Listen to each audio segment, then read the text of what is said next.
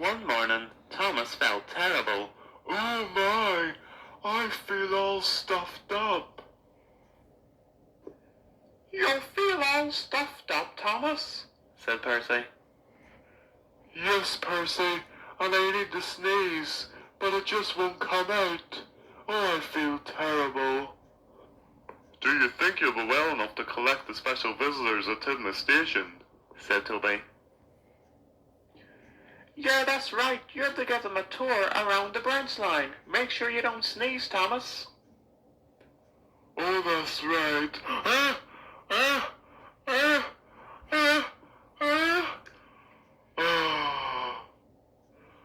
I couldn't sneeze if I wanted to, which I really do.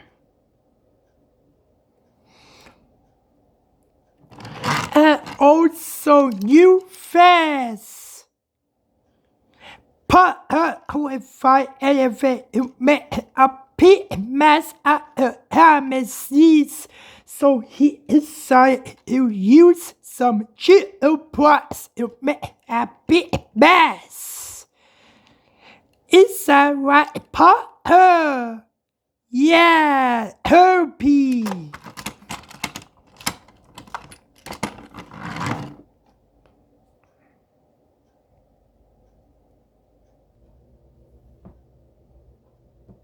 Later that day, Thomas was at the station collecting the special visitors, and he still felt all stuffed up. Everyone was very excited. I hope the visitors like our branch line. Oh, they will think it's the nicest branch line of all, said Toby. Then there was trouble.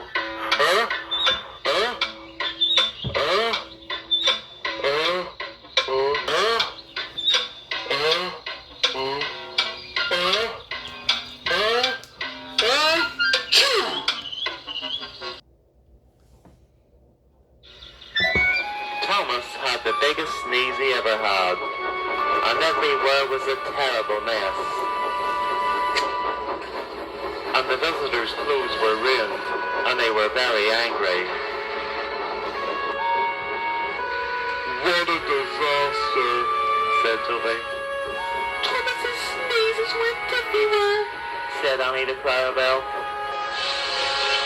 The Fat Controller was very cross. Thomas, look what you have done. Please, I'm sorry, sir. I couldn't help it. Look at the mess and the special visitors. Please, sir, it's not my fault.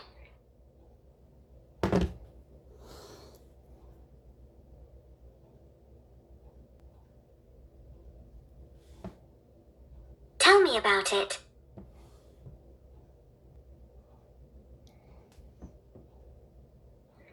Thomas, if you're not well, or if you're stuffed up, you either stay in the sheds or go to the works until you're well again. This is going to make the railway a laughing stock.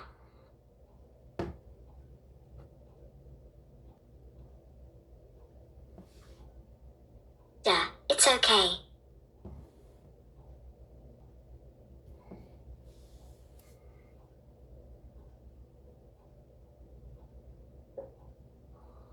I've let the railway down, and out of all things, with a sneeze. Ha ha, you can say that again, Thomas. This isn't funny, Percy, snapped the Fat Controller. Enough, Percy, said Toby. Now we're going to have to pay the visitors for all their ruined clothes. Thomas, I appreciate it's not your fault, but as I said before, if you're not well, you go to the works or stay in the sheds until you are better. Now the visitors will probably sue, but you know what? I don't blame them.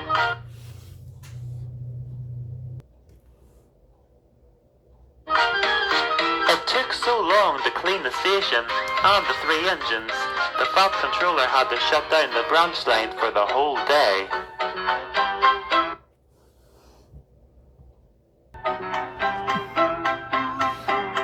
And when Percy was cleaned, he told all the other engines about what happened. They all thought it was very funny.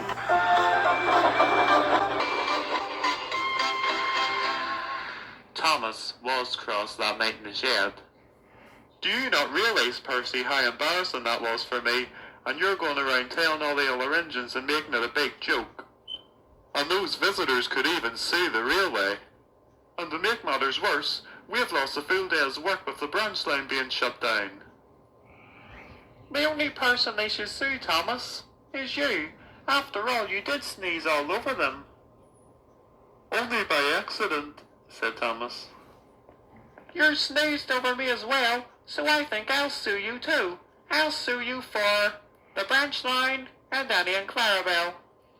Thomas was furious. And to make matters worse, Thomas still felt stuffed up a bit.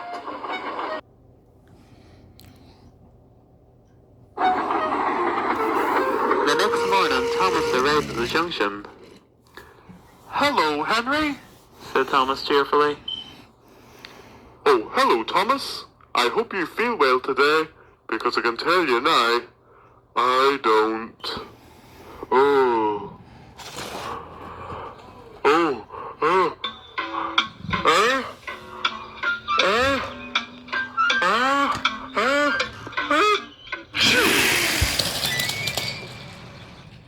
Thomas was cross, and just then, Diesel arrived.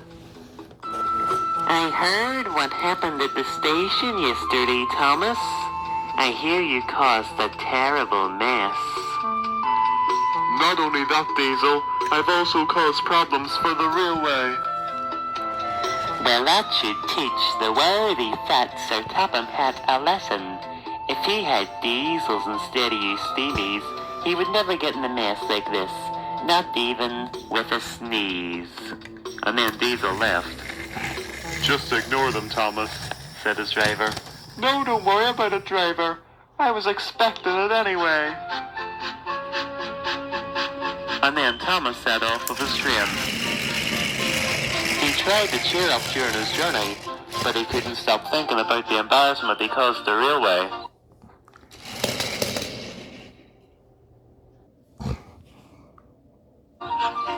Come on, Thomas, cheer up, said his driver. How could I, driver? Said Thomas sadly. Even Annie and Clarabelle asked Thomas to cheer up, but it was no good. Suddenly there was a huge whoosh, and Thomas came to a stop. Now what has happened to me? Said Thomas. His driver checked him. You've burst your safety valve. You can't carry on pulling the train. Percy's coming down this lane any minute, and we were supposed to take the points onto the other track. It'll be too late for me to go to the signal box, because by the time I go there, Percy will be here. Oh no, this is a disaster, said Thomas. His driver tried to think of something they could do to warn Percy. I know. You could whistle, Thomas. That's a good idea. So when Thomas tried to whistle, nothing happened. And then they all heard Percy. He was coming down the track. That sneeze yesterday has damaged your whistle, Thomas. There's only one thing I can do. I have one more sneeze left in me.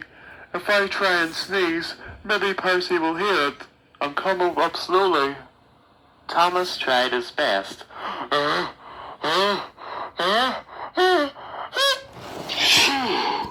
Percy heard and stopped. That sounded like Thomas's sneeze yesterday. Please, can we go up slowly? If he's sneezing up there, I don't want to get covered again. No problem, said Percy's driver. And slowly, Percy headed up the line.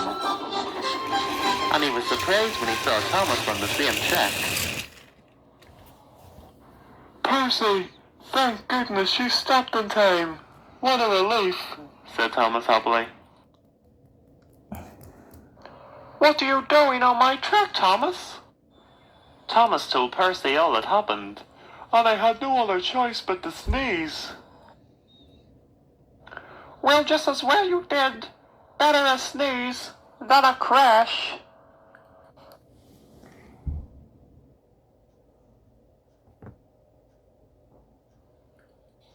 That evening in the sheds, the two engines made up. I'm sorry I laughed at you, Thomas, when you sneezed all over the station. No, don't worry about it, Percy. At the end of the day, I probably would have laughed at you. We're best friends, Thomas. The best of friends, Percy. And the three engines sat happily in the sheds.